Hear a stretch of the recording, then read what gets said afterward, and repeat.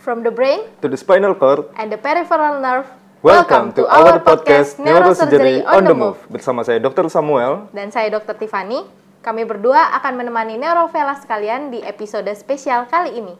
Podcast Neurosurgery on the Move adalah salah satu bentuk dari Tridharma Perguruan Tinggi, yaitu pengabdian kepada masyarakat yang akan tayang setiap bulannya, yang akan membahas topik-topik menarik seputar bidang bedah saraf, mulai dari penyakit-penyakit hingga tindakan operasi di bidang bedah saraf. Tentunya, kita akan ditemani oleh narasumber yang kece dan juga kompeten.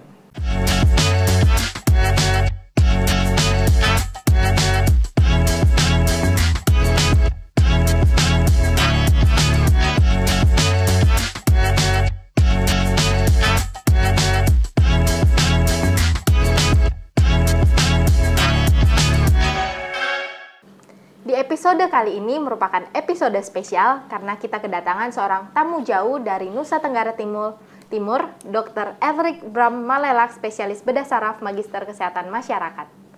Terima kasih dokter sudah hadir dan meluangkan waktunya untuk menyapa neurovelas sekalian. Beliau ini merupakan seorang spesialis bedah saraf yang bertugas di Rumah Sakit Umum Daerah Profesor Dr. W.Z. Johannes Kupang, sekaligus Wakil Ketua IMI Cabang Kupang. Nah, beliau pada tahun 2010 menamatkan S1 kedokterannya di Universitas Samratulangi Manado, Sulawesi Utara. Kemudian melanjutkan pendidikan spesialis bedah saraf di Universitas Padjadjaran Bandung dan menjadi spesialis bedah saraf pada tahun 2018. Tidak berhenti sampai di situ, beliau juga melanjutkan studi S2 dan mendapatkan gelar Magister of Public Health dari Universitas Nusa Cendana Kupang pada tahun 2022. Wah, luar biasa sekali ya CV narasumber kita hari ini. Sekali lagi terima kasih dokter sudah meluangkan waktunya datang ke acara Neurosurgery on the Move episode kali ini. Baiklah, pada episode spesial kali ini kita akan membahas mengenai pelayanan bedah saraf di daerah perifer. Baik dokter, mungkin sebagai pembuka, mungkin dokter bisa memberikan gambaran bagaimana gambaran pelayanan bedah saraf di daerah perifer. Mungkin bisa dibandingkan dengan saat dokter sedang menimba pendidikan spesialis dahulu, dok. Oke. Pertama-tama saya mengucapkan terima kasih karena sudah diundang sebagai narasumber di acara ini. Jadi memang kata perifer ini lumayan berat ya sebenarnya. Jadi memulai pelayanan bedah saraf di daerah perifer. Memang ya pelayanan bedah saraf ini kan termasuk ilmu yang masih baru ya. Bahkan living legend kita aja masih hidup dibanding dengan keilmuan yang lain. Jadi memang merupakan suatu tantangan tersendiri ketika kita memulai pelayanan bedah saraf di tempat yang fasilitasnya memang terbatas. Karena seperti kita ketahui bersama bahwa bedah saraf itu dia tidak bisa berdiri sendiri. Selalu banyak bagian lain yang kita butuhkan. Jadi support system kita harus kuat. Mulai dari anestesi, dari kolega-kolega lain seperti neurologi, pediatri, kemudian teman-teman perawat kita. Jadi banyak tenaga ICU, untuk pos operatifnya, perawatan rawat inap. Jadi banyak sumber daya SDM yang akan terlibat setiap tindakan pelayanan kita. Nah, itu yang menjadi satu tantangan tersendiri. Apakah dengan keilmuan dan spesialisasi kita ini, lingkungan kita siap tidak untuk memulai pelayanan ini? Jadi itu PR kalau kita mau mulai pelayanan bedah saraf di perifer. Jadi kita dulu pas setelah sekolah tuh kita kan pasti mikirnya wah ini pulang mau melakukan sesuatu yang hebat-hebat lah di bidang bedah saraf. Tapi kenyataannya begitu kita sampai di perifer tuh tidak seindah itu. Banyak hal yang harus kita siapkan. Terutama kalau fasilitas tuh masih mudah lah, bisa ditunjang dengan anggaran. Tapi kalau SDM itu kan butuh waktu untuk menyiapkan. Jadi itu salah satu perspektif lain yang mungkin teman-teman terutama para residen bisa mulai dipikirkan ketika nanti kembali ke tempat yang dikerjakan. Tidak hanya konsen terhadap fasilitas, kita mau beli ini, tapi SDM-nya harus dipersiapkan juga. Karena itu benar-benar akan menunjang. Kalau tidak pasti makin stressful kita kerjanya. Siap dokter. Jadi memang bidang bedah saraf ini tidak bisa berdiri sendiri ya dok ya. Tadi sudah dibahas mengenai fasilitas dan juga SDM. Kemudian yang mungkin neurovelas sekalian penasaran nih dok. NTT ini kan sebuah provinsi kepulauan.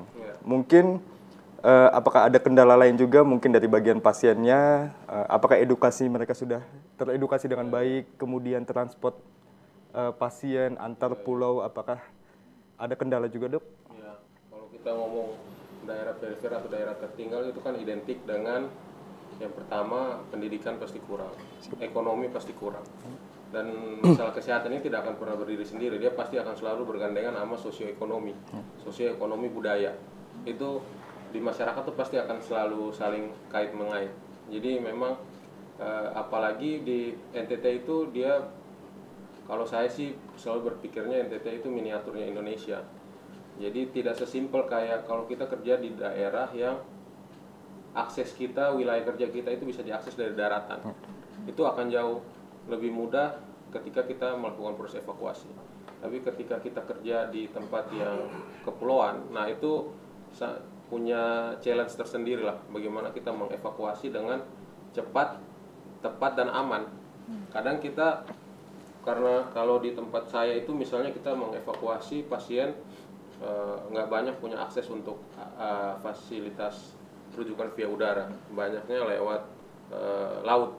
Nah itu kan makan waktu, takes time lah, bisa 2-3 hari. Nah perawatan selama evakuasi itu sebenarnya krusial. Kalau saya biasanya sering jadi pembicara di NTT itu, saya selalu ngomong bahwa di tempat kita ini berbeda sendiri. Jadi approach-nya juga tidak boleh sama seperti approach di tempat lain, karena proses rujukan kita itu sama pentingnya ketika kita menangani pasien di emergensi. Jadi jangan sampai penanganan di emergensinya sudah benar, tapi proses evakuasinya itu tidak tepat, malah menimbulkan masalah baru pada saat sampai tiba di tempat rujukan. Dan itu sering ketemu kok, banyak saya mulai dulu pas setelah pendidikan tuh ini belum pernah terpikirkan oleh saya juga. Tapi ketika mulai bekerja, ternyata pasiennya ketika saya dihubungi BCS-nya masih bagus, atau misalnya pasien spine motoriknya masih bagus. Tapi pada proses evakuasi sampai di tempat saya, BCS-nya udah turun, ekstrakranialnya malah jelek, apa ada pasiennya jadi aki lah. Jadi banyak faktor, tidak sesimpel itu yang kita bayangkan. Tapi ya itu apa ya, punya, kalau menurut saya sih itu malah jadi daya tarik tersendiri kalau buat teman-teman yang ingin bekerja di daerah perifer. Berarti dokter dari pertama kali lulus nih ya 2018, dokter pertama kali bekerja di Nusa Tenggara Timur di Kupangnya itu ya dokter ya? Tahun saya lulus tuh 2018 akhir, saya mulai kerja tuh 2019 awal. Jadi saat pertama kali dokter datang 2019 awal itu, apakah fasilitasnya itu sudah ready gitu dokter untuk dokter melakukan kalau saya sih lumayan beruntung, karena saya ke sana tuh sudah ada senior saya, Dr. Doni. Dr. Doni tuh yang benar-benar struggle dari awal, karena beliau memulainya tuh sejak 2014. Itu pertama kali beliau mulai sendiri. Jadi kalau saya datang sih fasilitas sudah lumayan lah, udah ada CT scan, udah ada set craniotom, udah ada basic spine. Perawat juga sudah 5 tahun terpapar dengan operasi, jadi mereka udah lumayan mengikuti. Cuman karena Dr. Doni sendirian kan, jadi lebih baik berdua atau banyak kan, karena lebih banyak kasus yang bisa tercover gitu. Berarti udah sempat berjalan lah ya dok untuk pelayanan bedah sarafnya itu. Cuman yang pasti karena di perifer pasti masih banyak kekurangan ini dan itu. Iya, banyak PR masih ya dokter. Kira-kira dok, dengan kendala-kendala ya pasti kan kita kalau balik ke perifer kita udah tahu nih akan banyak kendala. Apa sih yang mendorong dokter masih tetap ingin untuk mengabdi di daerah gitu dok? Ya, ini pertanyaan penting sih, karena kan banyak yang pengen ke daerah tuh ya sulit lah pasti. Kalau saya kebetulan memang saya asli dari Nusa Tenggara Timur, kemudian dulu memang kan sebelum saya sekolah memang tujuannya untuk pelayanan bedah saraf di Nusa Tenggara Timur. Terus ya kalau bukan kita yang mengurus tempat kita sendiri, siapa lagi yang mau ngurus tempat kita sendiri? Dengan apapun itu tantangannya ya pasti tetap akan ada jalan keluarnya. Cuman memang pada saat pendidikan aja kita tidak mendapat setting situasi seperti itu, karena kan apalagi kalau di rumah sakit yang sudah maju, rumah sakit pendidikan tipe A kan sistemnya sudah berjalan dengan baik. Nah kita terbiasa bekerja dengan sistem itu. Begitu kita pulang baru kok ini sepertinya sistemnya belum jalan. Jadi banyak hal-hal yang sebenarnya bukan teknis pembedahan, non teknisnya yang harus kita benarkan dulu. Jadi dulu saya bingung tuh, kan pasien untuk kita sekolah tuh belajar untuk mengoperasi pasien di atas meja. Sementara di tempat saya bekerja itu untuk memfasilitasi pasien sampai meja aja itu PR juga. Jadi apa ya? Itulah ada sisi di mana mungkin teman-teman yang sekarang masih residensi atau ingin jadi bedah saraf ya mulai berpikir juga ke arah sana. Jadi memang betul teknik operasi semuanya itu pembelajaran modal kita jadi spesialis, tapi banyak faktor non teknis juga yang ternyata sangat mempengaruhi dunia kerja kita. Gitu. Baik dokter, jadi mulai dari tahun 2019 dokter memulai pelayanan di bedah saraf di NTT. Sampai tahun ini kan sudah banyak perkembangan yang terjadi. Dok. Tapi kira-kira apakah masih ada harapan ke depan, gambaran visi apa yang perlu dikembangkan lagi di pelayanan bedah saraf itu? Ya, jadi memang kebetulan saya dan Dr. Don itu memang berkomitmen untuk pengembangan pelayanan bedah saraf di NTT. Dalam 5 tahun ini perkembangannya cukup signifikan lah, cukup signifikan baik dalam segi tindakan operasi yang kita lakukan maupun fasilitas juga udah banyak pembenahan. Nah ini satu lagi sebenarnya buat teman-teman yang mau bekerja di perifer, sebenarnya ketika kita lulus kita kembali ke tempat itu, yang paling penting adalah kita mengenali dulu problem di tempat itu. Jadi kayak kalau saya balik ke sana tuh kita mau minta fasilitas ini, mau minta itu harus by data. Jadi memang zaman sekarang dokter tuh tidak mungkin bisa jadi klinisi, murni klinisi aja. Dia memang harus ada menyisihkan waktunya untuk melakukan penelitian, at least penelitian epidemiologi, supaya kita bisa tahu, punya gambaran seberapa besar sih masalah di tempat kerja kita. Itu baru akan memberikan kita dasar bagaimana kita mencari jalan keluar. Salah satunya ini proses evakuasi ini. Jadi ternyata memang kalau kita pakai SOP dari literatur, di tempat saya tuh nggak akan mungkin kita dapat golden period. Tidak akan pernah mungkin. Nah, teman-teman yang di daerah nih harusnya kita punya data kita sendiri. Supaya ya at least kita punya kita punya standar prosedur yang by data kita juga. Jadi SOP-nya bisa menyesuaikan, karena nggak mungkin orang menyusun, memang betul secara literatur, tapi orang menyusun SOP itu negara maju, apakah applicable tidak di tempat kita. Gitu. Jadi ya itu banyak PR lah selain teknik operasi. Terus operasi kita di Kupang udah mulai banyak. Sejak 2020 tuh kita mulai memulai pelayanan spine. Kemudian 2020 itu kita juga mulai melakukan operasi fungsional seperti trigeminal, neuralgia, tic facialis. DSA juga kita udah mulai mengerjakan DSA. Kebetulan akhir tahun kemarin memang kita ada penambahan MRI.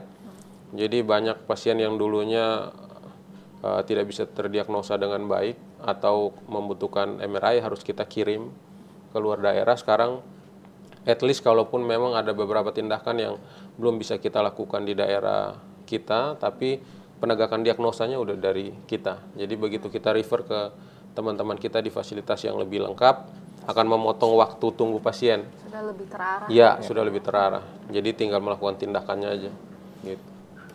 Mungkin neurovelas di rumah juga penasaran nih dok, kasus apa sih yang paling banyak yang sering dijumpai di NTT dok? Ya kalau di tempat kami tuh paling sering ya tetap trauma kepala lah. Negara berkembang tuh kemungkinan paling besar trauma, entah trauma kepala, trauma spine. Cuman di tempat kita selain trauma tuh stroke banyak juga ya. Stroke mau infak maupun hemorrhage itu lumayan banyak. Sekarang sejak adanya MRI ini kasus spine mulai menyalip nih. Degeneratif mulai banyak, degeneratif spine mulai banyak. Dulu sebelum ada MRI itu kita banyak mengerjakan trauma spine. Tapi sekarang udah ada MRI, degeneratifnya mulai muncul. Karena sebenarnya mungkin bukan nggak ada ya dokter, mungkin karena belum bisa terdiagnosis ya, dulu betul. Jadi sebenarnya, nah itu tadi pentingnya data-data epidemiologi itu. Jadi sebenarnya kalau menurut literatur misalnya 1 dari 100.000 pasien akan mengidap misalnya degenerative spine atau aneurisma tapi kita belum menemukan, itu bukan dia nggak ada, belum ketemu aja. Jadi bagaimana kita mencari jalan untuk bisa menegakkan diagnosa lebih baik. Yang pasti butuh didukung modalitas pemeriksaan ya dok ya. Iya.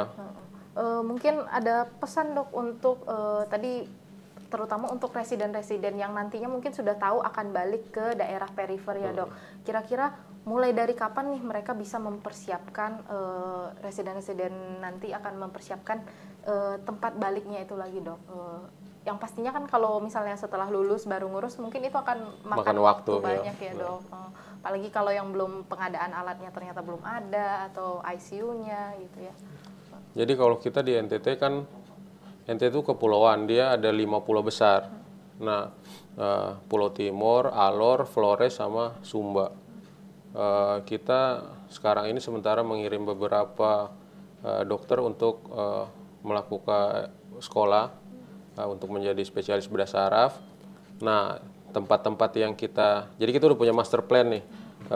Kira-kira kota mana di pulau ini yang paling mungkin memulai pelayanan bedah saraf paling mungkin. Nah, itu sambil teman-teman ini kita sekolah, kita biasanya sering komunikasi ke sana. Jadi misalnya kayak kemarin di Sumba tuh kan rencana ada yang mau balik ke Sumba. Nah, itu kita mulai koordinasi sama pemerintah kabupatennya, kita berapa kali melakukan operasi ke sana. Jadi sambil mengencourage Pemkapnya lah, karena kan berurusan dengan pemerintah kan birokrasinya agak ini, jadi memang harus dipersiapkan dari jauh-jauh hari. Kemarin kebetulan saya ada kegiatan di Labuan Bajo juga, nah itu sekalian kita ngomong juga sama pemerintah setempat, kalau nanti dalam beberapa tahun lagi ada bedah saraf, kalau memang bisa kita mulai dari sekarang, kita melakukan rujukan spesialis. Jadi selama ini kan rujukan kita kan rujukan pasien ya, pasien dibawa ke sana. Nah kalau di tempat saya karena itu tadi namanya juga ada perifer. Kadang untuk merujuk aja mereka nggak punya uang. Kalau untuk tindakan di rumah sakit kan memang BPJS sudah tercover. Tapi untuk transport, akomodasi selama mereka di tempat itu yang biasanya menjadi permasalahan inti. Nah jadi kemarin kebetulan pas saya acara tuh saya sempat ngobrol sama kepala daerahnya, saya bilang kalau bisa nanti kita mulai pelayanan bedah saraf dari kasus-kasus yang tindakan operasinya simple. Jadi tapi yang penting yaitu anestesinya, perawatnya, ICU-nya mulai terpapar. Jadi mereka mulai tahu operasi bedah saraf itu sebenarnya seperti ini. Jadi bisa dikumpulkan 3-4 pasien, nanti kita dari Kupang terbang ke situ. Kita bawa alat untuk kita. Itu sama, polanya sama kayak kita di Kupang juga gitu. Kalau kita mau berkembangnya lebih cepat, biasanya kita ya tetap harus menjalin relasi dengan senior-senior di rumah sakit yang lebih tinggi. Misalnya dari sini, dari Udayana, dari Bandung, dari Surabaya, dari Makassar, dari Jakarta. Jadi misalnya kita melakukan, sebenarnya kita sanggup melakukan, tapi ada beberapa pasien yang tidak bisa di-refer karena alasan ekonomi. Biasanya kita kumpulkan pasiennya, nanti kita minta senior datang. Jadi perawat kita, anestesi kita, ICU kita, rawat inap kita jadi mulai terbiasa juga. Sampai akhirnya kita bisa mandiri. Memang itu sampai sekarang itu masih menjadi pola kita untuk bagaimana mengejar ketertinggalan kita dalam pelayanan bedah saraf di Nusa Tenggara Timur. Jadi itu salah satu cara supaya juga bisa meningkatkan kualitas SDM juga ya dok, supaya betul. Kita lebih siap untuk pelayanan bedah saraf. Karena percuma kalau spesialisnya mau sejago apapun, tapi kalau ekosistemnya nggak mendukung perawat ICU, perawat OK, anestesi itu kita nggak akan pernah bisa kerja sendiri lah. Setuju dok. Untuk residen-residen yang akan kembali ke Nusa Tenggara nanti sudah enak nih ya, master plan-nya sudah bagus sampai diurusin untuk ketersediaannya juga. Baik, terima kasih dokter untuk gambaran mengenai pelayanan bedah saraf di daerah perifer. Jadi untuk sedikit menyimpulkan dari saya, pada episode spesial Neurosurgery on the Move kali ini, kita sudah membahas mengenai pelayanan bedah saraf di daerah perifer. Kita sudah membahas bagaimana gambaran pelayanan bedah saraf, kemudian juga bagaimana kendalanya, bagaimana selama ini kendala tersebut sudah ditangani, dan juga apa saja harapannya ke depan pelayanan bedah saraf agar dapat terus berkembang.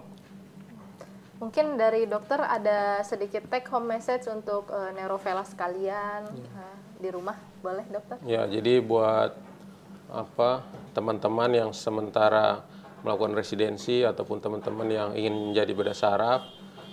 Kita memang permasalahan kita adalah distribusi tenaga spesialis bedah saraf di Indonesia belum merata. Tapi ya tidak usah takut untuk bekerja di daerah perifer. Memang yang kita sebutin tadi itu semua menakutkan ya, segala kekurangannya. Tapi banyak kelebihan yang bisa kita rasakan yang mungkin tidak bisa kita rasakan di daerah maju. Kecuali finansialnya problem ya. Kalau tapi kan tujuan kita menjadi spesialis bedah saraf bukan itu tujuan utamanya. Jadi mudah-mudahan banyak yang mau kembali bekerja di daerah untuk pemenuhan distribusi bedah saraf di daerah, dan banyak cara yang akan bisa kita lakukan, banyak jalan keluar yang akan bisa kita dapat ketika kita melakukan ketika kita mendapatkan masalah di tempat itu. Nanti banyak senior yang mau bantu kok. Selama ini pengalaman saya banyak senior yang sangat support terhadap kami di perifer. Jadi memang relasi terhadap senior itu memang harus tetap dijaga itu. Ya, karena kalau untuk mengejar ketertinggalan tidak mungkin kita sendiri. Pasti selalu ada backup dari senior kita supaya cepat kita mengejar ketertinggalan. Siap, dokter. Gitu. Sekali lagi terima kasih kepada Dr. Elric Bram Malelak, spesialis bedah saraf, Magister Kesehatan Masyarakat yang sudah hadir di NOTM episode spesial kali ini. Jika neuroveras di rumah punya saran dan masukan mengenai topik yang ingin dibahas, bisa menghubungi kami di Instagram kami @neurosurgery.udayana atau di YouTube Bedah Saraf UNUD. Jangan lupa untuk subscribe, like, dan komen di channel YouTube kami, dan nantikan episode-episode lainnya Neurosurgery on the Move.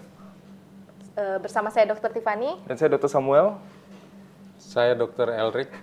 Salam Neurosurgery on the Move.